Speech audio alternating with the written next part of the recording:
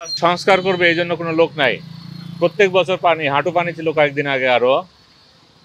এখন এটাকে দেখাশোনা করবে বা এটা ডেভেলপ করবে এই রাস্তার জন্য কেউ কাজ করে না। সবাই শুধু দেখে, চায়া চায়া দেখে। আমার কাছে দাবি রাস্তার ড্রেন সহ রাস্তাটা আরো উঁচু করা হোক, উঁচু করে সংস্কার নতুনভাবে তৈরি করা হোক। অবশ্যই ড্রেন ছাড়া এই রাস্তা ভালো হবে না কখনোই। দুই পাশে দোকান আর মাঝখানে রাস্তা এখন ক্যানেলের মতো হয়ে গেছে।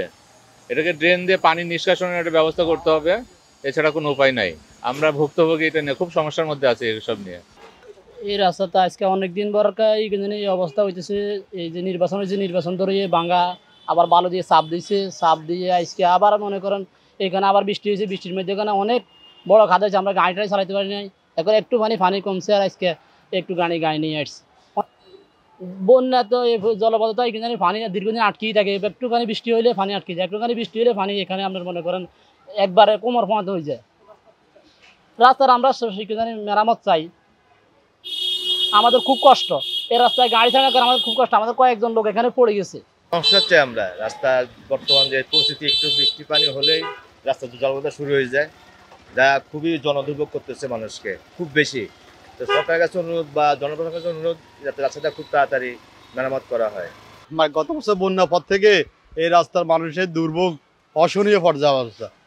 মানে এই পাশে একটা খাল আছে, নাল আছে, নাল পরিষ্কার হচ্ছে না। নাল পরিষ্কার না হওয়ার কারণে একটু বৃষ্টি হইলে এখানে জলাবদ্ধতা। কিছুদিন আগে যে বৃষ্টি হয়েছিল, বৃষ্টির মধ্যে এক হাঁটু পরিমাণ পানি হয়েছিল। আমরা চাই যে এই রাস্তা অতি দ্রুত সংস্কার ব্যবস্থা করা হোক এবং কি জলাবদ্ধতা নিরসনের জন্য যে ব্যবস্থা নেওয়া হোক, কর্তৃপক্ষের জন্য এই ব্যবস্থা নেওয়া হয়। আপনার হয়েছে আজকে কয়েক বছর ধরে রাস্তাটা তো এইভাবে খারাপ। বন্যা কি জ্বর কি, তো মানে কয়দিন আগে বন্যা হয়েছে, বন্যাতে পানি স্কুলের ভিতর ঢুকছে, মাদ্রাসার ভিতর ঢুকছে। এখানে স্কুল মাদ্রাসা প্রায় 3-4টা স্কুল মাদ্রাসা, ব্যবসা প্রতিষ্ঠান সবগুলো নষ্ট হয়ে যাইতেছে। মানুষের যাওয়া আসায় যে ভোগান্তি, এটা কেউই দেখে না। এই যে কয়দিন পর পর বালু সেটটা পাড়া দিয়ে তারপর ডইলা দেওয়া যায়, এরপর 2 দিন পর আবার রাস্তা যা তা হয়ে যায়। এটা সরকার থেকে যেন দ্রুতভাবে ব্যবস্থা নেয়, এটা আমাদের কাম্য।